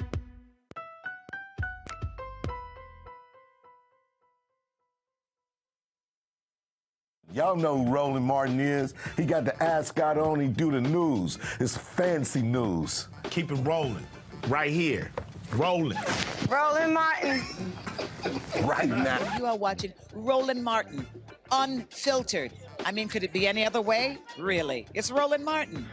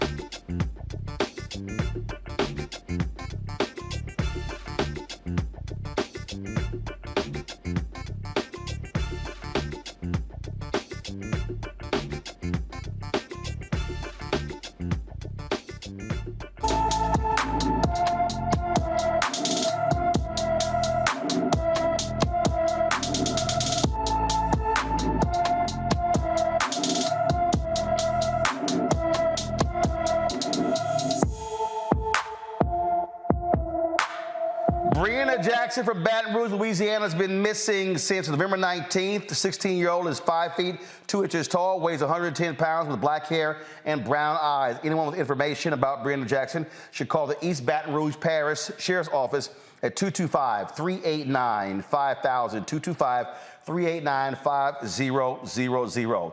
The 5 white Louisiana state troopers who were involved in the death of Ronald Green pleaded not guilty to charges for their alleged roles in his May 2019 death. The officers appeared before a 3rd Judicial District Court judge on Tuesday to hear the reading of the charges. Trooper Corey York faces a negligent homicide charge and 10 counts of malfeasance in office. The 4 other troopers are charged with malfeasance and obstruction of justice. A 6th trooper, Chris Hollingsworth, died in a car wreck before charges were filed, but admitted to beating Green with his flashlight. Green died after leading troopers on a vehicle pursuit that ended with him crashing into a tree in rural Union Parish. The troopers' body cameras showed Green being beaten, kicked, dragged, and shot with stun guns. State police in the initial autopsy attributed Green's death to the car crash, but a review of the forensic medical report led to a different conclusion. Details of the fatal incident didn't emerge until Green's family sued state police for his wrongful death. The next court date, it will be on May 12th. In El Paso, the police department is reviewing a cell phone video depicting officers during a violent arrest of 3 young men. The video, which has been circulating on social media, shows at least 4 officers and 3 young men on a sidewalk. It reportedly took place on Easter Sunday with 2 officers wrestling a young man in the dirt. At one point, the officer puts the teen in a headlock, and the second officer punches him in the face, leaving him bloody. A man goes up to the officers fighting with the teen and then is pushed up against a car by another cop. The viral video does not show what led to the confrontation, nor explain the reasons for the arrest. The El Paso Police Department is investigating the incident. All right, folks, one of the critical issues that we see in exit polling data shows how vital climate change, or the action to deal with the climate, is impacting our society. Folks, it is a significant issue, especially for young voters. And it's an increasing issue for African Americans. Folks in environmental lobby really have been doing their best to try to do more to make this a dominant issue for African Americans. And one of the things that we talked about this here, people often talk about environmental activists. They think about tree huggers and things along those lines, but the reality is our communities are greatly impacted by climate change. Mustafa Santiago Ali, you see him all the time as one of the, of course, panelists on our show, formerly with the EPA, has been very much involved in this space for quite some time. He joins us right now. Mustafa, some folks may have seen the ads that have been running for the past week dealing with this whole issue of climate, and it really is a fundamental issue that we are facing in this country.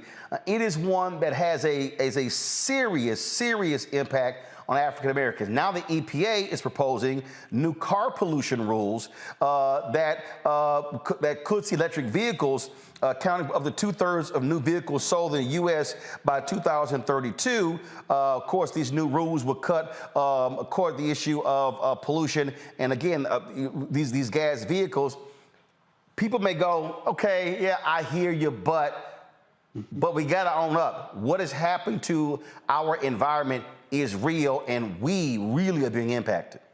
Yeah, we continue to be disproportionately impacted from air pollution and water pollution and the things that are happening on the land. So let's just bring it home for folks. So hopefully it will help them to understand how significant this is. We've got, 350,000 people who die prematurely from air pollution every year in our country. More people are dying from air pollution than gun violence, from car crashes, from overdoses of drugs. And this new rule that EPA moved forward on today, we've got 20,000 people who die from the pollution, the air pollution that comes out of our tailpipes, out of our cars and our trucks. And tied to that in our communities is elevated levels of asthma and emphysema, lung cancer, heart disease, and a number of other medical conditions. So often when we see these disproportionate public health impacts in our communities, it's tied to the pollution. It's tied to, the food that we have in our communities and the food deserts. So this is critically important to help to protect our lives. It also is going to create jobs. It is also going to help us to deal with the climate crisis, because we know that our communities are hit first and worst when we see both the hurricanes and the floods and the wildfires and these extreme heat events. All of this is tied to pollution, to fossil fuels. And that's why this particular set of actions today around both the light-duty vehicle and heavy-duty vehicles is critically important, because it helps us to lower those emissions and begin to heal our communities. So when we talk about, obviously, impact is one thing, but speak to what is required to really get the public, get African Americans to be far more engaged on this, to where it then becomes one of the issues, one of the many issues, of course, that are on the Black agenda. Well, we just always got to bring it home to the things that are going on inside of our communities, whether it's our children. We know that we've got 24, 25 million folks in our country who have asthma, 7 million kids, and disproportionate is African-American and Latinx folks. The ones who are going to the emergency rooms and the ones who are losing their lives. Many of us work outdoors in the environment. So this pollution is impacting us first by what we're breathing in, then it's impacting us by it's raising the temperatures. So it's making it more difficult for us to be able to work. We know pollution also lowers the days that you can make it to work. It lowers the days that people end up missing school. So we know that education is important in our community, so we need to make sure that our kids have the opportunity to learn. We know that this pollution also, when you talk about Black maternal health, we see all these impacts that are happening to Black babies as they're being formed and as once they're here on developmental types of things. So if we care about our communities, if we care about the women in our lives, if we care about these economic opportunities that are being stripped away from our communities because of exposures, then we have to get engaged. And there are now resources to actually help us to be able to make the change. Joe, your question for Mustafa. What is it? I mean, sometimes I get a little bit optimistic, because it seems like even though Republicans will tend to be wrong on how to deal with this, there's less denial about the existence of global warming, as people called it, or environmental problems. First of all, please feel free to enlighten me if that's really not the case.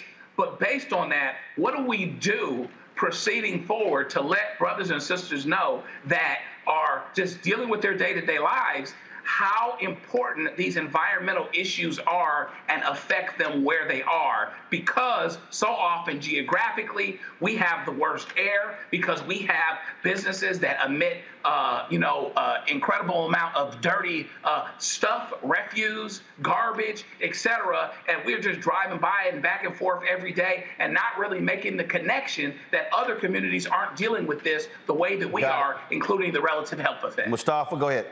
Well, that's why the Roland Martin Unfiltered show is so incredibly important in the Black Star Network, because it's one of the few locations where we actually unpack what's happening inside of our communities, both, from the impact side of pollution, but also on the opportunity side of the jobs that are in this space and the business ownership. So we have to have more entities that are actually bringing forward our voices, those who have expertise to walk folks through what's going on. The other part of it is also tying our vote to these sets of opportunities and challenges that are going on, and helping people to understand the power that exists to be able to make change happen, and to make change on both the legislative side of the equation, on the courts as well, who interpret the laws that are put in place.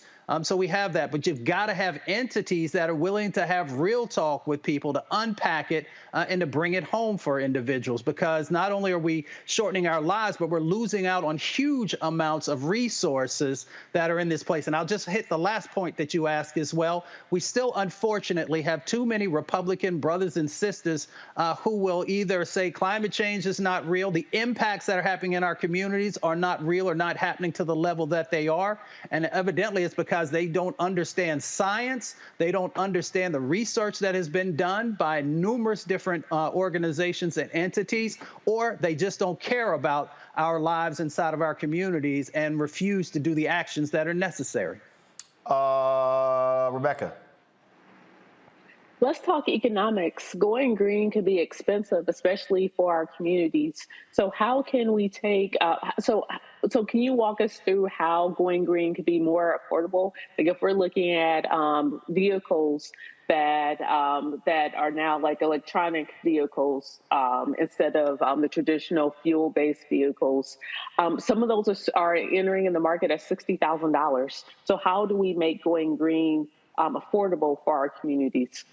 Yeah, no, that's an excellent question, and it's real for so many of our communities. So first of all, the actions that happen today will bring $2 trillion worth of economic benefits back into our economy and into our communities. But let's bring it a little bit closer home because we're talking about electric vehicles, whether cars or trucks. There is a $7,500 tax credit that is a part of the most recent, not bipartisan infrastructure bill, but the Inflation Reduction Act that will help people to find EVs more affordable. But it's not just about EVs. It's also about buses and other types of vehicles that are important inside of our communities for those who are not interested in driving or interested in having an electric vehicle. So those rebates are going to be critically important, both for local governments and individuals to be able to afford what's going on in this space. It will also lower our healthcare costs. And we know that for lots of families who are trying to keep food on the table and keep the lights on, healthcare costs can often be a budget buster.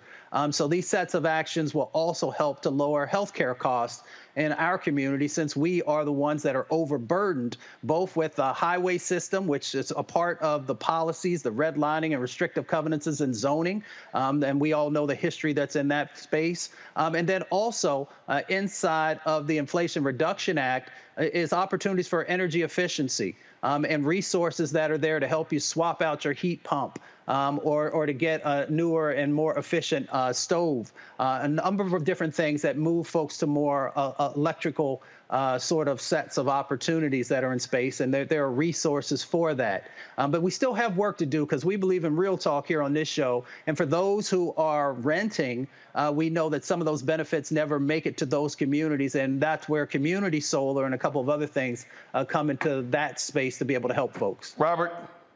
How can we better educate people about this confluence between gentrification and environmental racism? When many cities were created, heavy industry was settled to the outskirts of the city. So you had rail lines, you had chemical factories, you had your salty, coal for the winter time, etc. They were stored outside of the city, outside the city limits. But now that more people have gentrified inner cities and destroyed low-income and African-American housing, more of our communities are moving out to those very areas and creating communities right at the foothills of landfills and by high voltage power lines. How can we better educate people about the dangers of these areas and then also better regulate to ensure that we are keeping people safe and they're not simply searching for low prices at the risk of their health long term?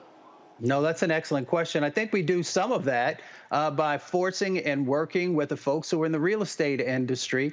They have to share some things around lead, but when it comes to many of these other public health impacts and toxic impacts, they don't have to share that data. We also got to work more effectively with our civic organizations and social organizations to make sure that they are also sharing the dynamics that are happening in this space. A couple of our fraternities and sororities have done some work, but we need the Divine Nine and others to do a stronger set of messaging and education to help folks there. The other part that I'll raise back again is that we've got to have more shows like this, more networks like this, helping to make the connections for our folks. And if we do that, then I think folks will be enlightened when they utilize their vote so that we can make sure the additional resources and educational opportunities are also built in both state and federal legislation. Oh, absolutely. And so, look, this is definitely an issue for us. And so, we're going to keep, focusing on this. And so we appreciate you being on the show because it does impact. Look, I grew up right next to the Ship Channel in Houston and Clinton Park. And I look, those chemicals, I smelled them every single day coming out of those plants in the Ship Channel. And trust me, it was never a good day when that certain funk hit you. You knew what was going down. Mustafa, I appreciate it. Thanks a lot. All right, folks, going to a break. We come back. We're talking maternal health. Also, Senator Tim Scott forming a full-term committee to run for president. It's like a tree falling in the forest. You're watching Roland Martin Unfiltered on the Black Star Network. We feel the hidden impacts of climate change that land harder in Black, Brown, and Native communities. Not many people talk about it because they clearly don't know our lives. But with President Biden's landmark infrastructure and climate plans, our issues are finally seen. Removing lead pipes means we know our water is safe. Cutting carbon pollution helps our kids breathe easier. 1.5 million new jobs means stable work in communities. The impact we need. Right now. I lost my daughter. I didn't know where she was. So I had to figure out how to survive, how to eat, how to live. I don't want to go into the details because she's here, first of all. She may not want me telling that story. But possession of her, the family broke down, fell apart. I was homeless. I had to figure out, I didn't have a manager or an agent or anybody anymore, and I'm the talent. So I got to figure out how to be the agent. I had to figure out, how does business work?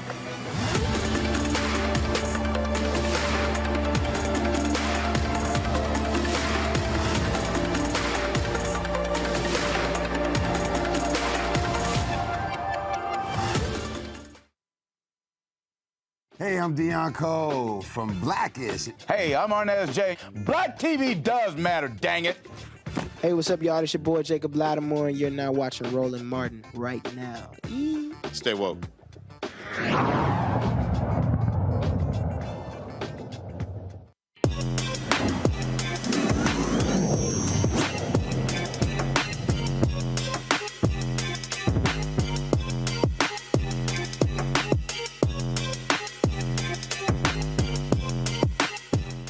All right, folks, this week is Black Maternal Health Week, and Black women dying at 3 times the faster rate than white women when it comes to childbirth led to my next guest launching an app. It's called Earth, IRTH. No B, but it's Earth. Kimberly Seals Allers created this. It's made specifically for Black and Brown birthing people to find the best options for their care. Kimberly joins us now from Queens, New York. Kimberly, thanks a bunch. What is your background when it comes to maternal health? Well, my background, in addition to being a mother, I come to this work really as a journalist by trade. In your field, Roland, working as a former senior editor at Essence Magazine, a writer at Fortune. But what I have a passion for storytelling and my own story in my own birth, where I did all the research. I was looking for the best hospital to go to. I read all the ratings and reviews at that time, and none of it really applied to me. I walked out of that so-called highly rated hospital feeling disrespected, traumatized, and unseen. And what I realized was that people are not being treated the same way, even as the same place. So I created Earth, which is like the word birth, but we dropped the B for bias, really for us to be able to see the reviews of other people just like us. Cool. Now, you launched it when? So it opened in the app stores back in March of 2021. So we're coming on 2 years now, still a baby. Gotcha. And how's the growth been? So the growth has been great. We are excited to see our users grow about 60%. We now have reviews from over 47 states. And so more importantly, we turn these reviews into data on the back end to work directly with hospitals, payers, and providers to help them learn from the living instead of waiting for another Black maternal death to realize that they have problems on their team or even bias on their staff. And so we are working with several hospitals around the country who really have recognized that they need to learn from our lived experience and not just learning from the, dire maternal mortality and morbidity statistics. Absolutely. Rebecca, I'll start with you.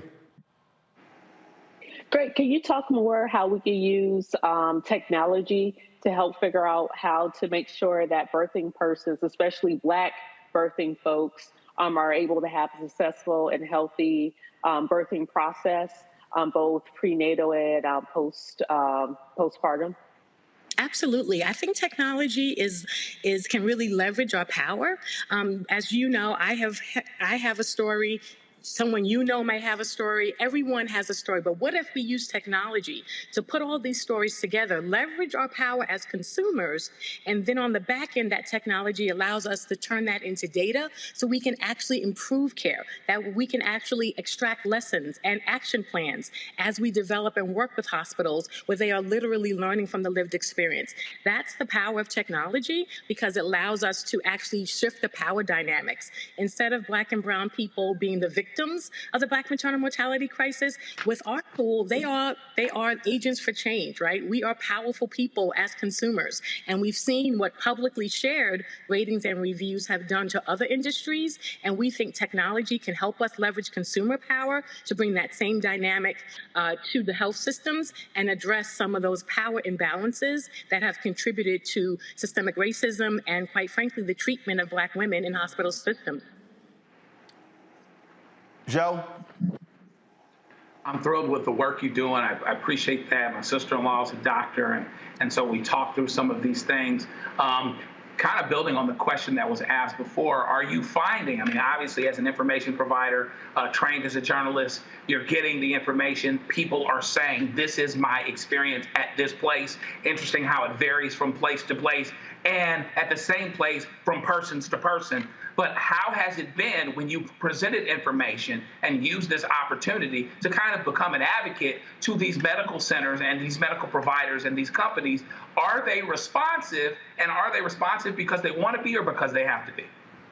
Great question. So I take a lot of no's in my work reaching out to hospitals, because our reviews are transparent and our data belongs to the community. And so, quite frankly, a lot of hospitals do not like IRF because we are transparent. We think that this information belongs to the community. However, I will say this. They are being forced to acknowledge that Black and brown folks are not responding to HCAHPS. They're not responding to other hospital-administered surveys because of this earned distrust that has existed.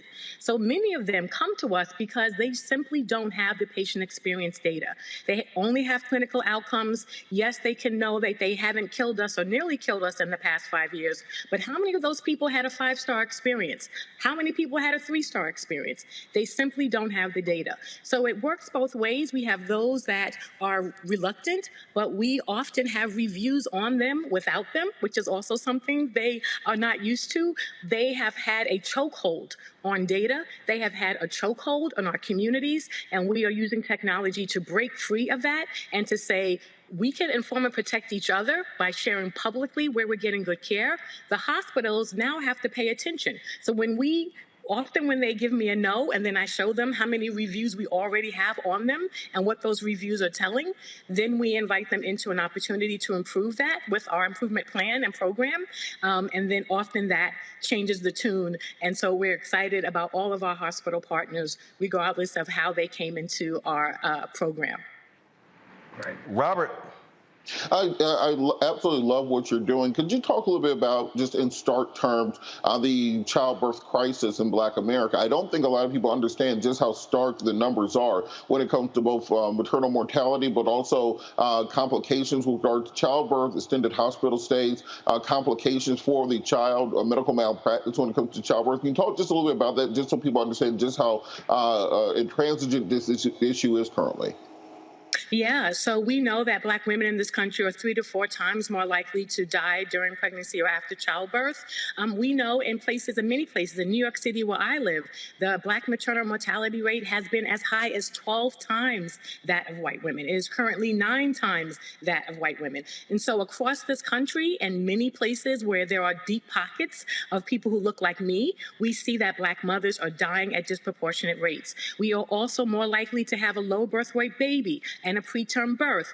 All of this is regardless of income or education. And I think it's important to note that for white women, education and income are protective factors. Their birth outcomes improve with class and education. However, for Black women, these are not protective factors. In fact, the recent study that was based on California data showed that the wealthiest Black moms were still at a higher risk than the poorest white moms of dying during or after childbirth. So when we're talking about these disparities, it's important to note two things. A disparity means that they're getting it right for some, but not getting it right for all. And then when you look at who happens to be the ones they're not getting it right for, it falls directly on Black women's backs. And so when we look at these disparities, we know that we have power as Black women. I was a senior editor at Essence. I'm very much aware of the power that we hold in the world and as consumers. And I think it's important for us to wield that power to address these statistics and to let health systems know that we are watching and we are holding them accountable for our care. All right, then. Again, how can folks access your platform? Yeah, so please go to the Google Play or Apple App Store, wherever you get your apps, and download Earth. Please search. If you are pregnant and you would like to know what other Black and brown folks say, then please search in the app, put in your zip code. You can search by hospital name, but also leave a review. We accept reviews of your prenatal appointments, your birthing experience, your postpartum appointment, and your pediatric visits for baby up to baby's first birthday. We have the power to use our stories to hold these systems accountable and push for change. All right, Kimberly, we appreciate it. Thanks a lot. Thank you. All right, folks, got to go to a break. We come back, more news right here on Roland Martin Unfiltered on the Black Star Network.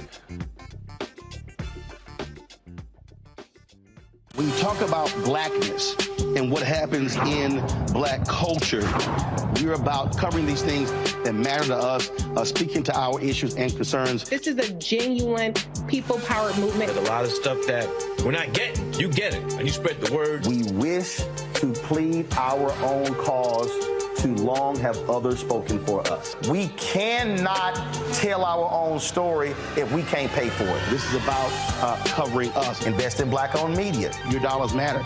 We don't have to keep asking them to cover our stuff. So please support us in what we do, folks.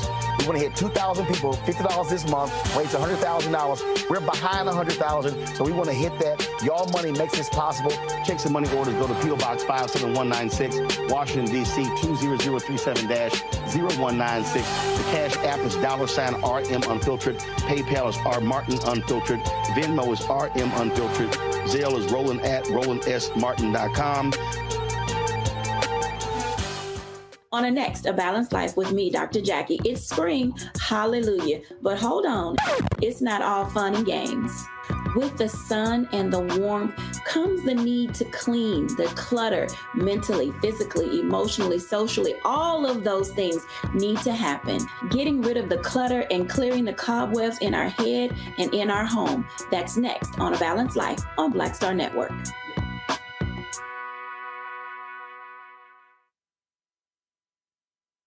Hey, what's up, everybody? It's Godfrey, the funniest dude on the planet. I'm Israel Houghton. Apparently, the other message I did was not fun enough. So this is fun. You are watching Roland Martin, my man, Unfiltered.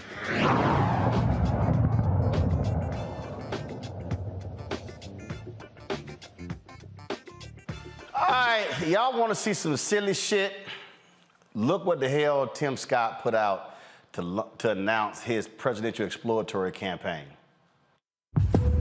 On this day, April 12, 1861, in this harbor, the first shots of the Civil War were fired, and our country faced the defining moment. Would we truly be one nation, under God, indivisible, with liberty and justice for all? America's soul was put to the test, and we prevailed. Today, our country is once again being tested. Once again, our divisions run deep, and the threat to our future is real. Joe Biden and the radical left have chosen a culture of grievance over greatness. They're promoting victimhood.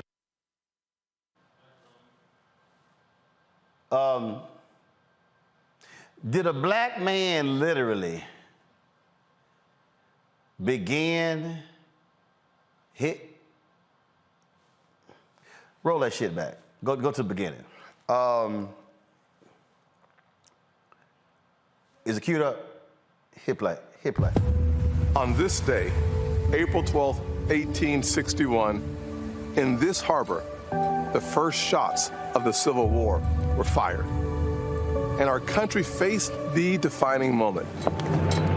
Would we truly be one nation, under God, indivisible, with liberty and justice for all? America's soul was put to the test, and we prevailed. Today, our country is once again being tested. Once again, our divisions run deep, and the threat to our future is real. Joe Biden and the radical left have chosen a culture of grievance over greatness. At that point, we were going to see some January 6th video. Okay, go ahead, play. Victimhood instead of personal responsibility, and they're indoctrinating our children to believe we live in an evil country. And all too often, when they get called out for their failures, they weaponize race to divide us. To hold. Just in case y'all don't know, his ass is from South Carolina. Do y'all know who first seceded from the Union in the Civil War? South Carolina. Hit play. On to their power. When I fought back against their liberal agenda, they called me a prop, a token, because I disrupt their narrative. I threaten their control. They know the truth of my life disproves their lies. Freeze. First of all, you ain't the only black Republican that ever existed. In fact, if there's actually a model for a black Republican, Tim, you ain't him. His name is Senator Ed Brooke. See, yesterday, Tim, we celebrated the 55th anniversary of the Fair Housing Act. Do you know who's the co-author of that? It was two people, Walter Mondale from Minnesota and Ed Brooke. You the one who stopped the George Floyd Justice Act from moving forward. Go ahead and hit play. See, I was raised by a single mother in poverty. The spoons in our apartment were plastic, not silver, but we had faith. We put in the work, and we had an unwavering belief that we too could live the American dream. I know America is a land of opportunity, not a land of oppression. I know it because I've lived it. That's why it pains my soul to see the Biden liberals attacking every rung of the ladder that helped me climb. Really? But you ain't said a damn thing about Moms for Liberty taking over school boards in South Carolina and firing black superintendents. Press play. If the radical left gets their way, millions more families will be trapped in failing schools, crime-ridden neighborhoods, and crushing inflation. Do y'all know how much money South Carolina gets from the federal government? They get more money than they actually send. So South Carolina is actually a welfare state. Just in case Tim left that out of his ad. Hit play. On my watch. This is personal to me. I will never back down in defense of the conservative values that make America exceptional. And that's why I'm announcing my exploratory committee for President of the United States. I will defend the Judeo-Christian foundation our nation is built on and protect our religious liberty. I will stand up to communist China and restore opportunities for hardworking Americans to thrive and prosper. I will fight to give every parent a choice in education so their children have a better chance in life. I will defend our borders and our neighborhood streets, and I will protect our most fundamental right, the right to life itself. I bear witness that America can do for anyone what she's done for me, but we must rise up to the challenges of our time. This is a fight we must win, and that will take faith. Faith in God, faith in each other, and faith in America. God bless our United States of America, and God bless you. Which one of y'all want to go take a crack first? I would love to start this. The reason why I want to start this when deconstruct this, I think we're going to have to continue this on another day as well, is I was raised Pentecostal. I was raised Church of God in Christ. And what we're seeing here is a rise of Black evangelicals. And I use Black a little loose here because this is someone who identifies Black conservative evangelicals, because there are Black evangelicals who absolutely disagree with everything he just said. But let me break this down.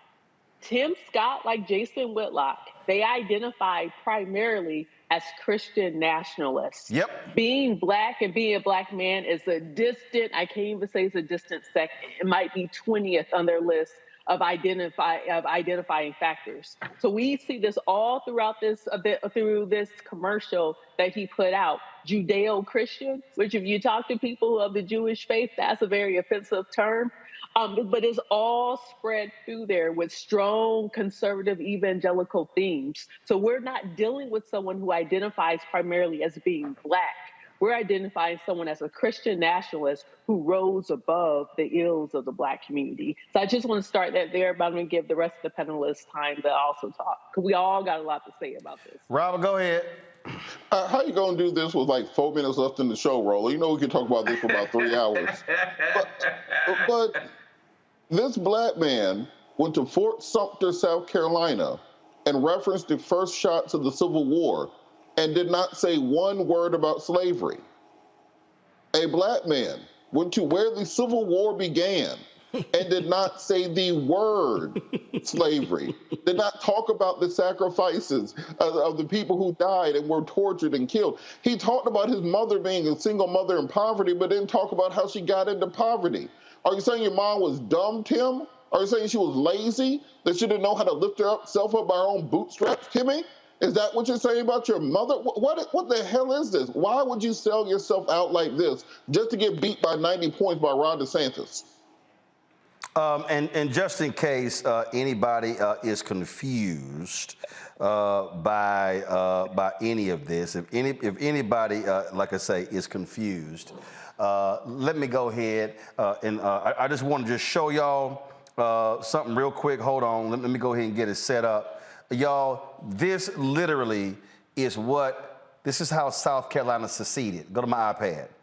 The issue before the country is the extinction of slavery. The southern states are now in the crisis of their fate, and if we read aright the signs of the times, nothing is needed for our deliverance but that the ball of revolution be set in motion. Literally, slavery was in their opening line, Joe, but oh no, he couldn't mention that one. But go on right ahead. And what's bad is, running in the Republican Party, they're not going to hold him to account on those issues. So it's going to be interesting to see how much or how little all of that actually comes up. And they'll look at him and say to us, see, you can be like this too. But the fact of the matter is they're thinking of him as more the exception than the rule, more miraculous than indicative. It doesn't make them say there's more like him. It says he's not like the others. So he's not like us. But one thing about presidential campaigns is bad. He didn't get the George Floyd Justice with Police Act done, consistent with what the Republicans wanted to do and not wanted to do. He talked about faith, but faith without works is dead. But GOP politics and politics in general has an ability to amplify weaknesses, point out inconsistencies, and everything else. And the GOP is going to be the GOP. They'll let him come out for 5 or 10 minutes, and then he'll go right back and sit his behind right back where he was, and he'll continue to do the GOP's bidding. And we'll just see how it goes. Just so y'all know, Robert, go ahead. Just real quick, just as a Judeo-Christian, how does he feel about Donald Trump's prostitutes? All the ones he's paying these hundreds of thousands of dollars. Is that within his Judeo-Christianness, or is he okay with that? Precisely. All right, y'all. First of all, y'all, he ain't even polling at 0.5%. So, look, he ain't going to, right now, Tim Scott not going to get above 2% in any poll. Just letting y'all know. But knock yourself out, player. All right, Joe, Rebecca, Robert, I appreciate it. Thanks a bunch, folks. I'll see y'all tomorrow. Don't forget, support us in what we do. Download the Black Star Network app. Please support us in your check and money orders. P.O. Box 57196, Washington, D.C. 20037-0196. Cash App, $RM Unfiltered. PayPal, R Martin Unfiltered. Venmo is RM Unfiltered. Zelle, Roland at RolandSMartin.com. Roland at RolandMartinUnfiltered.com. I'll see y'all tomorrow. But you know Tim Scott, he ain't gonna be calling us back. Holla! Folks, Black Star Network is here. Hold no punches. I'm real revolutionary right now. Support this man, Black Media. He makes sure that our stories are told. Thank you for being the voice of Black America, Roland. Stay black. I love y'all. All momentum we have now, we have to keep this going. The video looks phenomenal. See, there's a difference between Black Star Network and black-owned media and something like CNN. You can't be black-owned media and be scared. It's time to be smart. Bring your eyeballs home. You dig? Pull up a chair. Take your seat. The Black Tape with me, Dr. Greg Carr, here on the Black Star Network. Every week, we'll take a deeper dive into the world we're living in. Join the conversation only on the Black Star Network. Hi, I'm Dr. Jackie Hood Martin, and I have a question for you. Ever feel as if your life is teetering and the weight and pressure of the world is consistently on your shoulders? Well, let me tell you, living a balanced life isn't easy. Join me each Tuesday on Black Star Network for A Balanced Life with Dr. Jackie. We're all impacted by the culture, whether we know it or not. From politics to music and entertainment, it's a huge part of our lives, and we're going to talk about it every day right here on The Culture with me, Faraji Muhammad, only on the Black Star Network. I'm Deborah Owens, America's Wealth Coach, and my new show, Get Wealthy, focuses on the things that your financial advisor and bank isn't telling you, but you absolutely need to know. So watch Get Wealthy on the Black Star Network.